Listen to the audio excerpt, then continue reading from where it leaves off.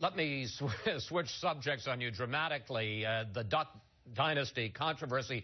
When that broke, you announced that you were setting up your own Facebook page. We have it on the screen. I Stand With Phil, with the goal of getting 1 million people to sign up. Briefly, why is this such a big deal for you? Well, because I think it's come to a point in our culture where political correctness has made it so that if you want to take a point of view that is traditional, that holds to steadfast, old-fashioned, biblical Christian values, which are also, by the way, values of traditional Judaism and Islam, then somehow you're supposed to just shut up and keep that to yourself. But if you want to advocate for same-sex marriage, we're supposed to be very tolerant. I'm tolerant of people who have a position on that issue that is contrary to mine, but I'm not tolerant of the intolerance.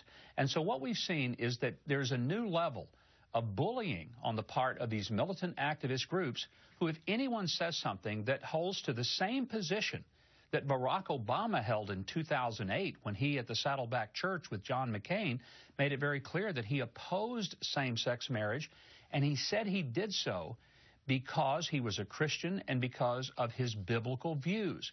Well, if that position was okay in 2008, how come it isn't okay in 2013 or 2014? But I think the counter-argument would be it isn't just the fact that Phil Robertson said that he disagreed with it or felt it was a sin. It's how he said it. And let's put some of that up on the screen. Robertson, in this article in Esquire magazine, called homosexuality a sin, but then went on to say, start with homosexual behavior and just morph out from there. Bestiality, sleeping around with this woman and that woman and that woman and those men. And then, paraphrasing Corinthians from the Bible, he said, they won't inherit the kingdom of God. And when asked about blacks in Louisiana before the civil rights movement, he said, pre-entitlement, pre-welfare, you say, were they happy?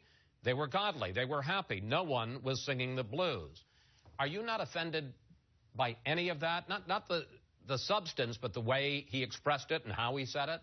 Well, he said it in a way that would be a little more probably appropriate for the Duckwoods than it would be for the pages of a major news magazine.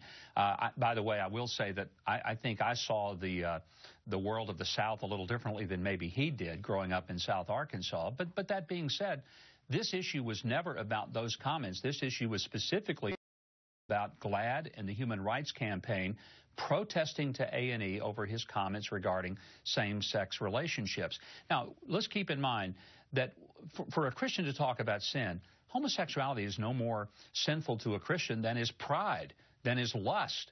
So if a person who is totally heterosexual lusts in his heart after a woman, that's as much sin as any other sin. There's no division about which sin is the most important.